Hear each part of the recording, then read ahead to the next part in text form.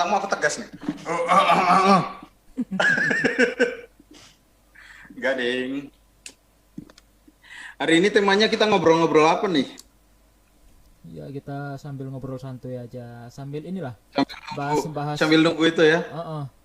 sambil apa? Bahas masalah-masalah yang umum kita hadapin nih. Hmm, Istilahnya yang sering kita dapat dari pasien-pasien kita tuh tentang hipnotis seperti apa. suaraku jelas gak, bro? Jelas, jelas banget. Oke. Nah, Ini aku yang saya bingung gini, bro. Benar. Yang saya bingung nih, itu kepalamu itu mesti kepotong. Apa ada panu di jidat lo?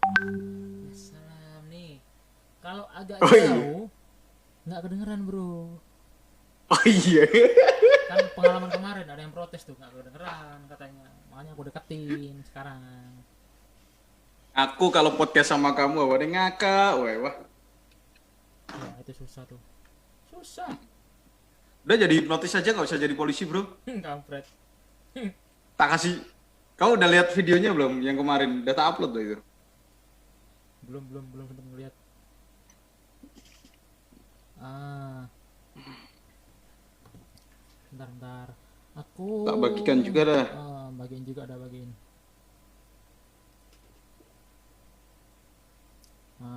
Itu udah aku share tuh, Bro. Ada yang nanya linknya mana tuh. Udah aku share linknya tuh. Hmm?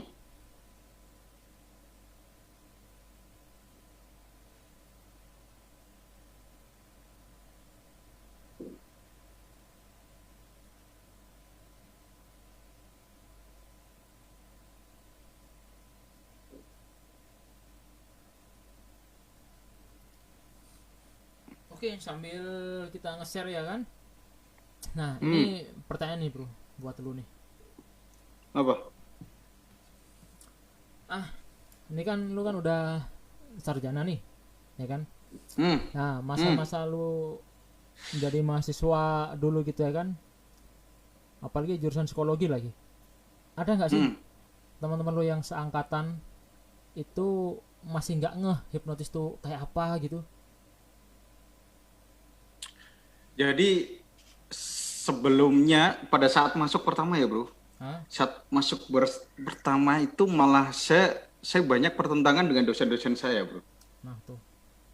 Dosen psikologi, karena Hah, kan saya hah, seorang hipnoterapis ya. hah. Jadi awal mula itu tidak semua dosen itu welcome apa open minded dengan istilah hipnotis.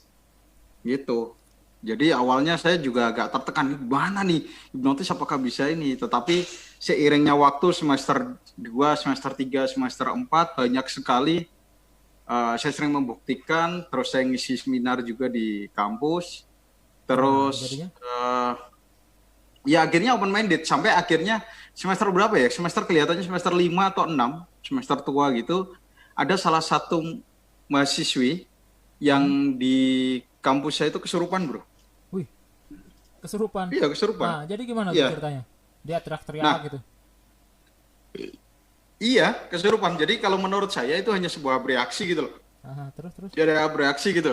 Tapi menurut orang di situ karena kampusku kadang terkenal memang agak ager gitu kan. Aha, terus. Akhirnya bilang bahwa wah ini kesurupan nih. Terus manggil aku gitu.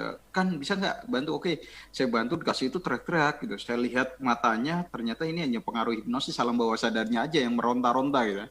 Keadaan Ah, mungkin pribadinya mungkin lagi stres, bro. Lagi stres ada masalah itu keluarga atau itu masalah cewek tuh.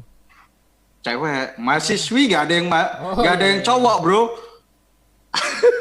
Nah habis itu saya coba pakai shock induction, saya pakai hipnotis, saya shock induction tidur, bro. Udah tidur, saya deepening, saya sugesti, sehat bangun, Nah, udah nggak terus kesurupan lagi. dosen lu tahu tuh. Tahu di situ itu dipegang dosen itu ada 3 orang, yang satu bacain ayat kursi, Hah? yang cowok megangin, yang satu batoknya di sini dipegang gini biar biar kayak setannya pergi gitu ya. Saya hanya dari belakangnya, saya belakangnya terus Hmm? saya pelan bisikin dia wah tidur tidur akhirnya. Nah ternyata dari situ dosen sharing banyak sharing ternyata memang sebetulnya kriteria kriteria abreaksi itu hampir sama kayak orang kesurupan gitu. Dia meluapkan emosinya secara vulgar tanpa ada batasan. Kalau orang yang abreaksi itu dipegang, dia malah tambah itu kan, malah tambah teriak-teriak kan. Sih. Nah, tapi gini bro, sebelumnya aku potong dulu nih ya. Dan untuk yang nonton kita nih sekarang, dari penjelasan Solekan tadi, ada yang baca ayat lah apa bla bla bla lah. Nah, ini semata dari pandangan hipnotis ya. Jadi nggak ada kita niatan merendahkan salah satu agama atau apa, nggak ada. Tapi ini dari sudut pandang hipnotis sendiri. Oke, di garis bawah ya. Nah, terus saat dia udah bangun, lu nanya nggak ke mahasiswi itu? Apanya? Iya, rasanya gimana? Kenapa gitu? Itu apa gitu? Oh, kamu tuh gila bro. Masa habis disembuhin langsung tanya testimoni. Emang Ya, di sini lagi jualan. ya nggak gitu, mungkin dia ketakutan. Enggak, aku cuma Mungkin cuma gimana? mikir, cuma aku tanya, kebetulan kan itu habis kejadian itu saya yang ngantar pulang. Saya bawa Nah, mobil, dia ketakutan, dia nggak bisa, ya, pikirannya jangan kemana-mana dulu. Jadi pas jadi pas saya bawa pulang bareng sama dia, saya anterin gitu. Dia nggak berani naik motor sendiri. Saya tanya, emang ada apa sebetulnya gitu. Ternyata dia sedikit cerita bahwa emang saya stres, ada tekanan dari keluarga dan lain-lain bla bla. Baru itu keluar, oh ternyata saat dia kesurupan, ternyata itu salah satu bentuk peluapan dia karena stresnya tertahan gitu. Nah, gitu ya. orang yang masuk psikologi, ya dia tertahan gitu loh. Dia stres, nggak bisa meluapkan ke hal yang positif atau negatif, akhirnya dia dengan cara seperti itu. Nah, di dalam psikologi sendiri, orang yang masuk di kampus psikologi atau di fakultas psikologi itu sama aja kita berobat jalan, bro. Sama Kayak aja berobat jalan. Iya, karena di psikologi itu orang bisa mengetahui ternyata diri saya itu ada yang sakit ya. Oh, saya ada gangguan kejiwaan. Oh, ada gangguan psikologi dan lain-lain. Ada perubahan karakter atau perubahan perilaku yang memang harus saya rubah. Nah, bentar, Ada bro. perilaku negatif yang perlu saya rubah nih. gitu. Ini menarik nih, ya kan? Untuk kita bahas bagi yang belum tahu, ini menarik nih. Lu bilang tadi kita jadinya menilai diri kita nih ada permasalahan gitu kan? Yes. Nah, itu dalam artian kita menjudge diri kita sendiri dong. Bukan. Gimana tuh? Gimana? Maksudnya bukan gitu. Maksudnya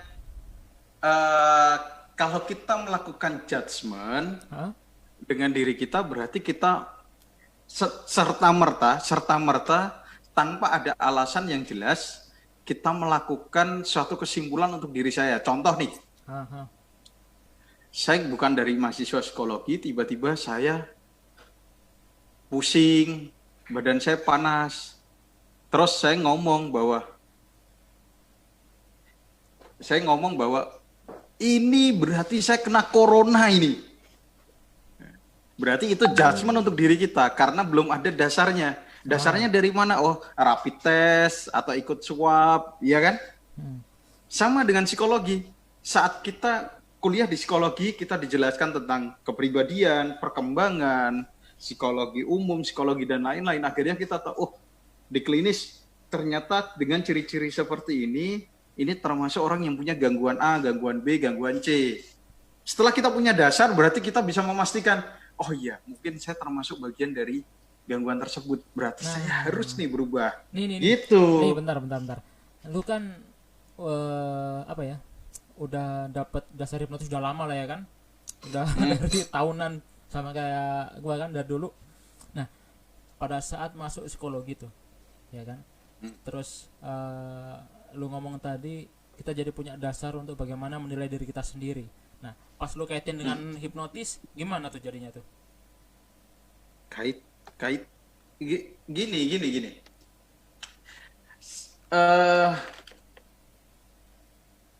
Aduh, bro, bentar ya, bro, bentar aja. Nah, nih bingung nyari apa nih? Bentar aja. Bentar. Enggak, direkturku mau pulang. Oh, oke oke oke. Direkturku mau pulang. Oke, lanjut. Ada kaitannya antara psikologi dengan Nah, gimana hipnotis tuh? ya. Ah, Jadi sebetulnya kalau psikologi itu adalah basic atau dasar dari keilmuan kejiwaan, bro. Jadi di oke. situ kita bisa menilai aja. Sedangkan dengan hipnoterapi itu adalah ilmu praktisialnya, prakteknya Bentar, bentar. dalam Aku stop konteksnya. ya, aku stop ya. Jadi hipnoterapi ini ilmu dalam prakteknya gitu kan. Ya, Nah, berarti betul. orang-orang dari psikolog juga menggunakan teknik-teknik hipnoterapi dong. Secara bentuknya adalah hipnoterapi. Oh, gitu gitu. Oke Bentuknya oke ya. oke. Secara bentuknya ya. Mereka Oke oke oke. komunikasi dengan gini. Bentuk kenapa ternyata psikologi itu juga memakai bahasa-bahasa hipnoterapi atau menggunakan istilah hipnoterapi di situ, bro. Ini saya bongkar. Ah, Hanya ah, di sini ah. saya bongkar, bro. Nah, tuh. Oke, kita bongkar semuanya di sini ya kan. Kita buka-bukaan aja di sini Jadi semuanya. jadi yang pertama, orang yang konsultasi dengan seorang psikolog Hah? atau ilmuwan psikologi, ini saya jelaskan dulu, kalau psikolog itu berarti S2, bro. Kalau Iya, ilmuwan oke oke. psikologi berarti lulusan S1. Oke oke. Nah, orang yang datang ke psikolog atau ke ilmuwan psikologi, biasanya pertanyaan pertama adalah, silahkan Anda mau bercerita apa, terserah. Akhirnya si pasien cerita, "Wih, sampai nangis kan. Ah, Biasanya ah, kan kalau ada masalah sampai nangis, ah, siapin ah. tisu dan lain-lain. Nah, habis itu, oh gitu ya, kita harus empati, simpati terhadap orang itu. Sama nggak dengan hipnoterapi? Kita harus ikut dunianya mereka, bener kan? Bener. Sama kan, empati dan simpati kan? Kita ngomong, habis itu mereka kita berikan saran. Kita lakukan hipotesis dulu, kesimpulan sementara. Kalau sudah kita lakukan interpretasi untuk psikolog ya, psikolog boleh melakukan interpretasi. Kalau ilmuwan psikologi dilarang melakukan interpretasi sendiri. Kalau sebatas konsultasi dengan memberikan saran itu masih diperbolehkan. Oke. Kita berikan saran, ini. Akhirnya dia nurut. Nah, pada saat si pasien itu nangis, alam bawah sadar terbuka. Karena ada unsur emosional di situ, benar? Bener. Nah, Terus emosional itu tempatnya di otak kanan. Alam bawah sadar tempatnya di otak kanan. Berarti terus satu komplek perumahan nih. ah, Ya kan? Diproses di situ, akhirnya membentuk perilaku baru pada saat diberikan saran. Yang kedua, bro. Seorang hipnoterapi memerlukan namanya building rapport terhadap pasiennya. yes, bener Yang, banget tuh. ya kan, building rapport menyatakan bahwa ini memang benar hipnoterapis profesional nih, ya kan? Sama, seorang psikolog itu juga. Makanya kenapa di depan rumah praktek psikologi pasti ditulis praktek psikolog.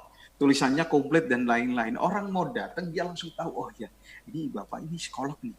Berarti pasti bisa menyelesaikan masalah saya, iya kan? Secara tidak langsung orang masuk di ruangannya sudah terhipnosis. Itulah hubungannya antara psikologi dan hipnosis. Yang membedakan antara hipnoterapi dengan hipnosis adalah alat tes, bro. Kita kan nggak punya alat tes. Paling mentok alat tes kita adalah pendulum, benar? Ada pendulum, cuma alat Iya tulis kan? gitu ya kan. Iya, alat tulis. Tapi kan kita tidak diperbolehkan untuk menggunakan alat-alat tes psikologi. Ah, ah, ah. Contoh wartek, kepribadian, apa gitu kan. Yang lain kan itu bedanya itu sih. Nah, Jadi terus sama. selama lu kuliah nih, kan dosen udah tahu lah ya, oh ini nih Soleka nih bisa hipnotis nih, pasti udah tahu lah ya. Nah, Hmm. terus eh masih ada nggak sih orang-orang yang kuliah di psikologi itu di kampus lu dulu tuh yang anggap sebelah mata gitu, istilahnya masih berpikiran hipnotis nih ke arah klinik gitu, masih ada nggak? Kebetulan sih enggak ya. Mereka justru malah open minded Nah, untuk keren tuh. teman-teman untuk teman-teman saya seangkatan dan mungkin di bawah dan di atas itu malah open minded ya. Keren. Open minded, dia mengerti. Bahkan saya pernah bikin pelatihan di situ, pelatihan di kampus saya sendiri.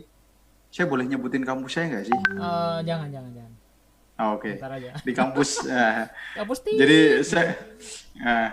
saya pernah praktek di kampus saya Ah, dengan murid-murid saya juga, tim-tim saya itu praktek di fakultas lain juga welcome orangnya gitu.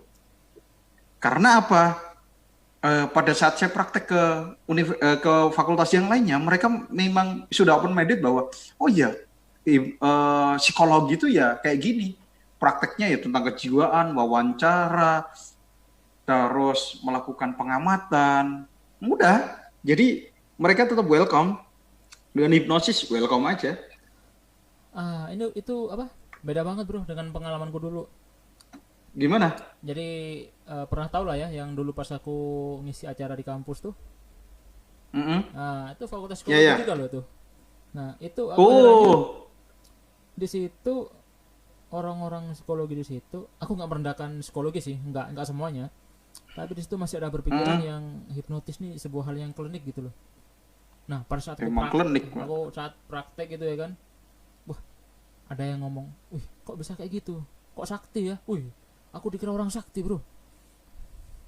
Itu mungkin kamu pakai doa-doa itu, bro. Ya kan memang kita tiap hari kalau melakukan sesuatu harus berdoa. Itu ajian kita, bro. Iyalah pasti. Kita mau makan, Kalau weh, sesuai dengan harus kepercayaan pakai kita masing-masing gitu ya kan. doa. Iya. Udah kalau kalau kalau saya ada orang yang ngomong klinik malah saya jatuhin langsung ya saya pakai jin, saya pakai kodam. Di sana ada pocong gitu itu malah terhipnotis juga. Nah untuk yang nonton jangan didengerin ya dia ya, dia ngomongnya asal diplak aja dia. Padahal Sambil nunggu udah ada. padahal sama yang kita jelasin kemarin bahwa hipnotis tuh nggak ada unsur-unsur klinik seperti itu, nggak ada sama sekali. Nah tadi udah dijelasin bahwa hipnotis tuh sebagian dari psikologi lah ya, Mm-mm. salah satu cabang dari psikologi Bro, bisa dibilang seperti itu. Cak, Ah, udah ngubungin itu nggak, Mbah Nur? oh iya lupa aku. Oh iya Coba untuk Mbah coba Nur, saya telepon coba aja. Mbah Nur kalau misalkan nonton Mbah Nur, ayo gabung Mbah Nur. Mbah Nur Coba tunggu nih. tak telepon aja. Nah, coba telepon. Suruh ikutan dia deh. Aku lupa aku.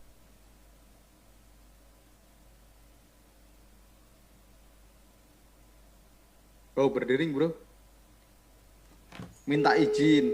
Kita tanya pendapatnya aja. Apakah ada pertentangan antara hipnoterapi dengan psikologi? Gitu ya? Kita bisa tanya. Belum diangkat.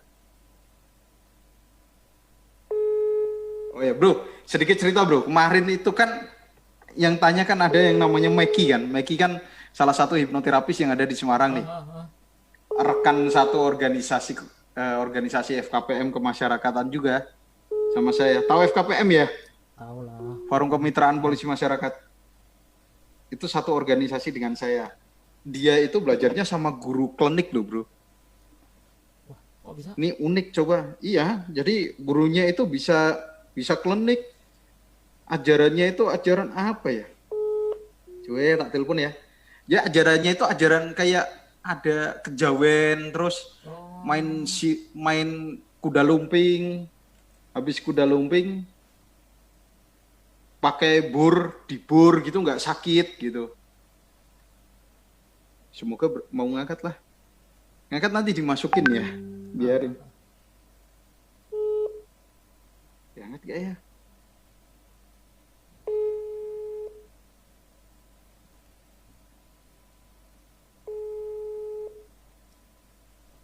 Paling tidur dia. Biasanya langsung diangkat. Mau dibuat live?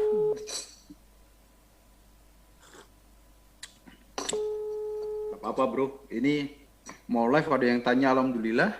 Kalau enggak, ini bisa tak jadiin podcast, ya kan? Benar benar.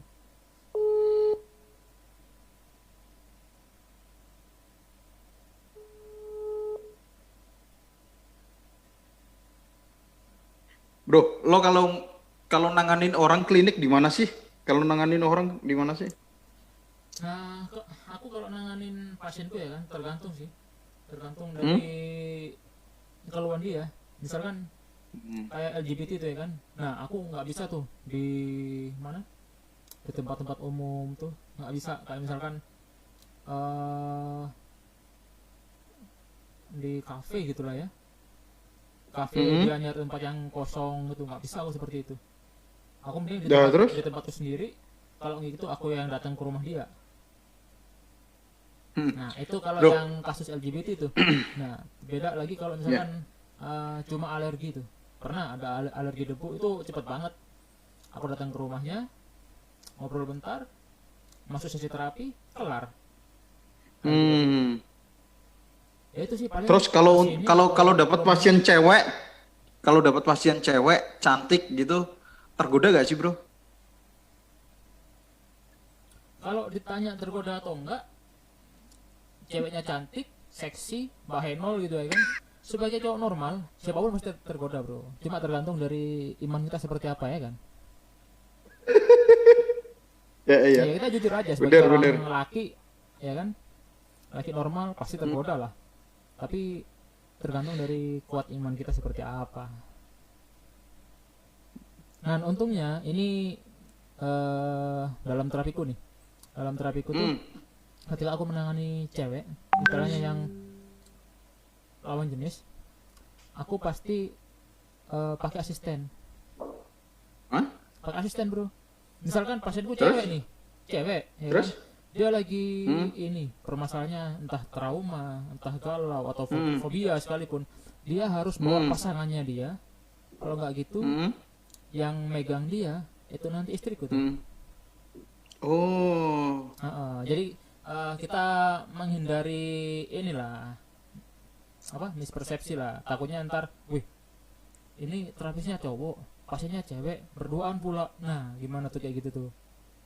Biar nggak itu ya, nggak terjadi fatonah ya, fitnah ya. Nah itulah yang kita hindari. Dan itu juga salah satu dari kode etik terapis kan, kayak gitu. Betul. Nah jadi untuk yang nonton ya kan, jangan pernah mau ketika kalian datang ke seorang terapis itu lawan jenis, kalian hanya berduaan. Jangan pernah mau seperti itu, karena sudah pasti kalau ada seorang terapis yang mau seperti itu sebuah hipnoterapis yang aku bilang inilah nggak cukup baik lah dia. Nah ini, habis ini tak telepon bro, dia balas dalam bang gitu, yang tadi.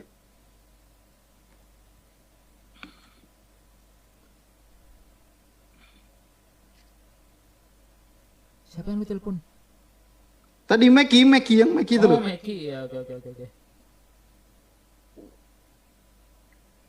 Gimana katanya dia tuh? Dia masih keluar sama istrinya ternyata, tapi nggak apa-apa, coba telepon sebentar aja.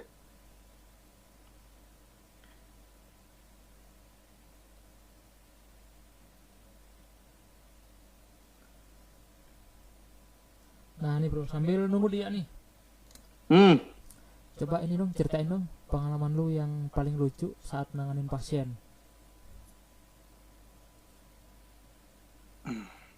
Ada nggak? Vulgar boleh gak sih? Bebas, tapi ketika ada bersangkutan dengan nama di aja gitu ya.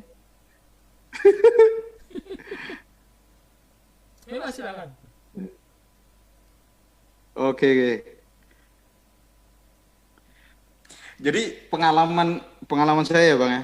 Jadi dulu saat nangani hipnosek tuh yang paling aku itu pada saat nangani hipnosek. Jadi awal saya praktek hipnosek itu bukan percobaan ya sebutannya ya, tapi langsung praktek dengan trainer saya didampingi itu seorang cewek yang dia kebiasaan melakukan masturbasi itu sehari itu hampir 15 kali bro. Buset. Lo bayangin Itu enggak, ada manusia cewek orgasme sehari 15 kali. Itu usianya masih under 20 years. Di bawah 20 tahun. gila, hiper tuh dia tuh. Ternyata apa? Dulu dia kebiasaan nonton bokep atau nonton video-video porno. Nah, Terus dia membayangkan. Yang kedua, ternyata dia dari orang broken home. Dari orang tua yang broken home. Akibat perceraian. Intinya. Nah, saat datang ke kita di klinik kita, baru baru saya coba untuk memancing imajinasinya untuk hipnotik trainingnya, bro. Kita pancing imajinasinya. Ada nggak sih ada nggak sih cowok yang kamu suka saat ini, yang sering kamu jadikan fantasi? Kan kalau melakukan seperti itu kan terkadang orang masturbasi melakukan fantasi ya, bro. Benar ya? Bentar, Ah, nyapa penonton nih. Assalamualaikum dari Kusvan Diari Abu Nidat. itu anggota Rumah Psikologi Indonesia, bro. Oh Selamat gitu. datang, Bapak. Oke, Waalaikumsalam warahmatullahi wabarakatuh. Waalaikumsalam warahmatullahi. Nah, lanjut gimana tadi? Nah, pas dia bayangin, kita belum mulai hipnosis tuh, tiba-tiba dia pejamkan mata, langsung berfantasi di tempat itu dia melakukan making love, bro. Lu sendirian tuh. Saat itu pula, itu masih pre-talk, bro. Oh. Itu masih pre-talk sendirian karena asisten saya baru keluar. Nah, terus? Baru keluar, tiba-tiba langsung dia ngelepasin celana, ngelepasin roknya, bajunya dilepasin sampai saya gagap untuk memasukkan itu.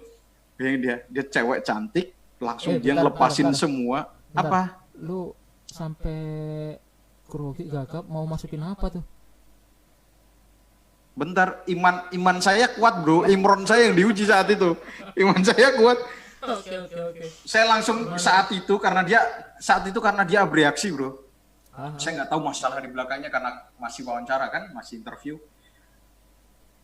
Dia bereaksi, saya langsung buru-buru cari selimut. Saya tutupinlah selimut. Saat itu saya untuk shock induction aja dia tidak bisa. Bayangin, unik kan? Dia itu saya shock induction nggak bisa, padahal keadaan bereaksi. Nah, terus pada saat lu terapi itu gimana?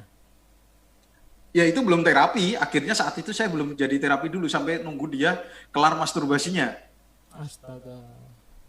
Bayangin bro, saya di sampingnya nunggu orang masturbasi sambil saya WA asisten saya biar cepat masuk, biar hidup saya tertolong kan bro. Bentar. Jujur nih, lu berharap asisten lu masuk atau lama nggak masuk? Jancuk. Sensor ya pemirsa.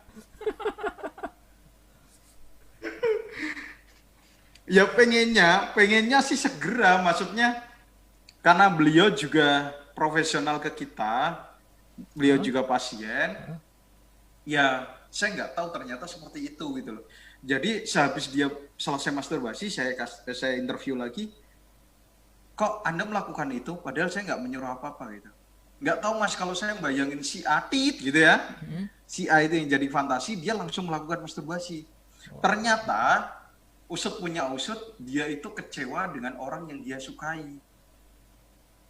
Jadi keperawanannya dia itu diambil sama si A yang jadi fantasinya. Harapannya besar untuk menikah, ternyata dibuang dia gitu loh, disia-siakan sama si cowok. Akhirnya dia punya traumatik, saya nggak ada harga dirinya, daripada saya berikan ke orang lain, mending saya nikmatin sendiri, pikirannya seperti itu. Terus bla bla bla, alhamdulillah kita terapi selama 2 bulan, sembuh. Udah nikah sekarang. Udah nikah sama cowok. Saya bilang kalau dia sampai WA saya, mas kalau sudah nikah boleh nggak sih masturbasi? Ya nggak usah masturbasi juga, keles, lo tinggal ngomong sama suamimu, mau keluar 15 kali, 20 kali asal suamimu kuat, gak masalah aku gitu. Siapin perwoceng gitu. Terima kasih untuk yang nonton ya kan. Jangan lupa like dan share-nya. Dukung kita terus biar kita tetap bisa berkreativitas menciptakan podcast-podcast seru tentang hipnotis dan juga tentang hal-hal yang menarik lainnya.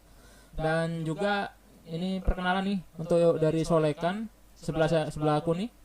Dia nih ahli dalam bidang hipnoseks bro. Jadi yang mau tanya-tanya atau konsultasi masalah seksualitas atau gangguan seksual, langsung ke dianya. Bisa tuh dia tuh. Ya dia di rumah psikologi Indonesia itu belum tahu kalau saya hipnoseks bro. Nah sekalian. Jadi memang kasih tahu lah. Kan lo belum gua masukin kan? Udah. Ini gimana?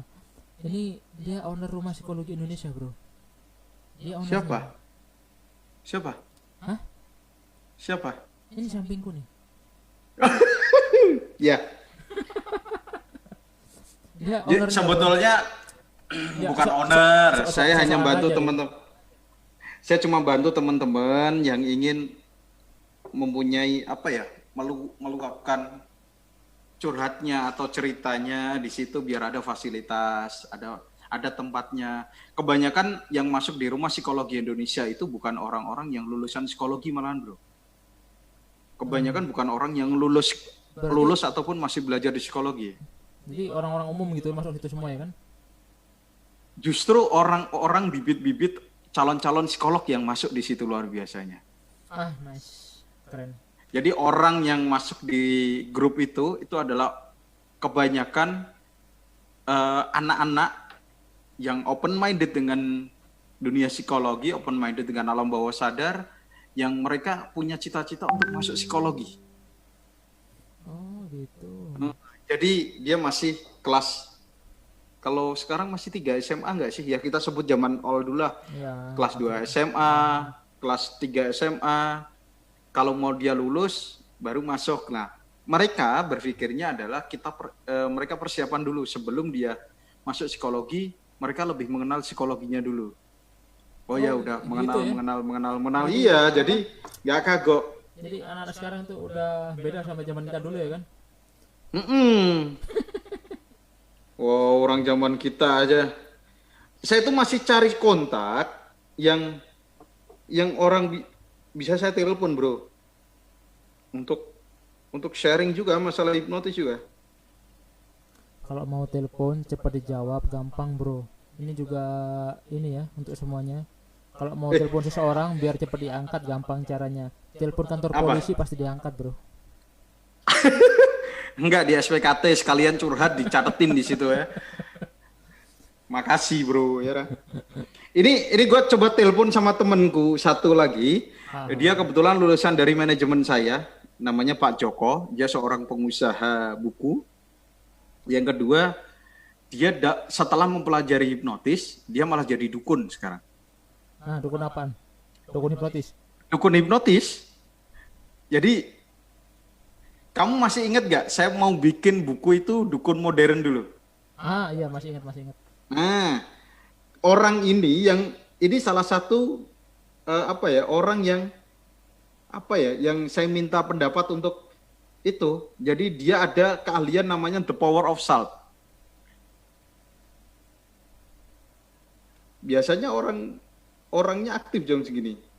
Jadi namanya the power of salt. Jadi dia menggunakan garam untuk nyembuhin orang kena pelet, kena santet, kena sawan, dia bisa langsung sembuh. Saat itu juga. Hanya dengan garam, bro. Nah mungkin lah nanti kalau bisa kesambung itu sama orangnya, bisa lah dia cerita dikit ya kan, biar orang-orang di sini juga paham. Iya, ini susah dihubungi karena masa-masa corona itu masa-masa produksi untuk rumah tangga loh, bro. Ah bener banget. Jadi dengan masa-masa pandemi corona virus seperti ini ya kan,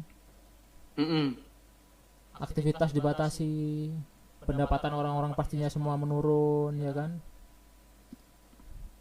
Tapi sekarang udah mulai ini bro, udah mulai turun kok. Jadi angka kenaikan corona tuh udah mulai landai, semakin menurun ya kan. Tapi angka positif yang hampir semakin meningkat.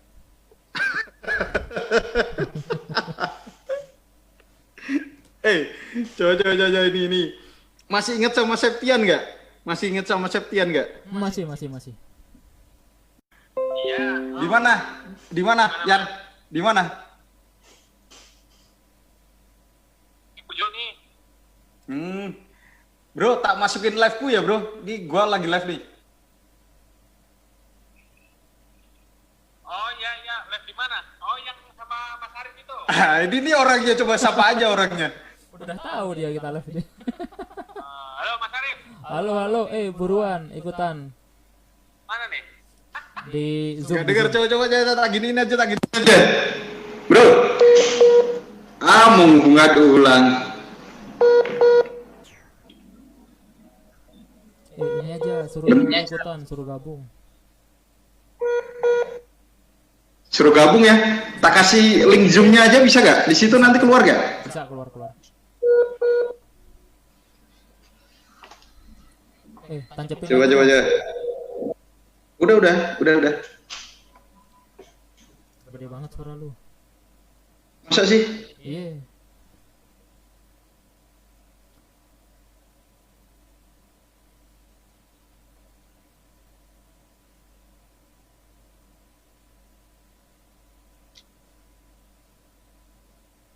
Dia sekarang jago loh. Coba apa? Dia tak suruh live di apa fanpage-mu aja biar tanya-tanya gitu. Sambil tak. Saya kalau fanpage ya bisa keluar ya itunya ya. Apanya? Kamu coba telepon Faiz, Bro.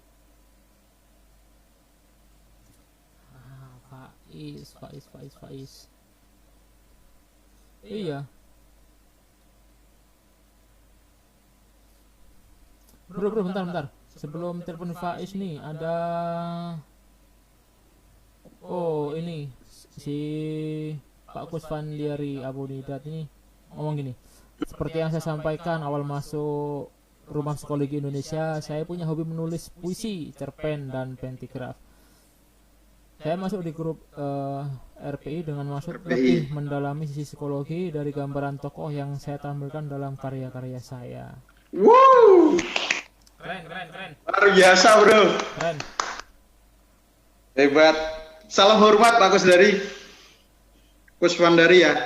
Salam hormat lah. Hebat. Dan Minta yang pastinya bimbingannya ya untuk kan, teman-teman. apa? Nggak cuma Pak siapa? Kusvan Kuswandari. Liari ini aja, tapi orang-orang yang lain, dari orang-orang umum pun, yang awam pun, ketika masuk di grup Rumah Psikologi Indonesia pasti juga akan mendapatkan manfaatnya nanti. Betul. Jadi tinggal di searching aja di Facebook ya kan, tinggal ketik Rumah Psikologi Indonesia. Tuh, ownernya tuh. Tapi sekarang sampingku nih, sekarang ownernya. grupnya saya privat, Bro. Grupnya saya privat sekarang. Bro, Septian masuk ya, Bro. Oke. Biar kita rame ngobrolnya.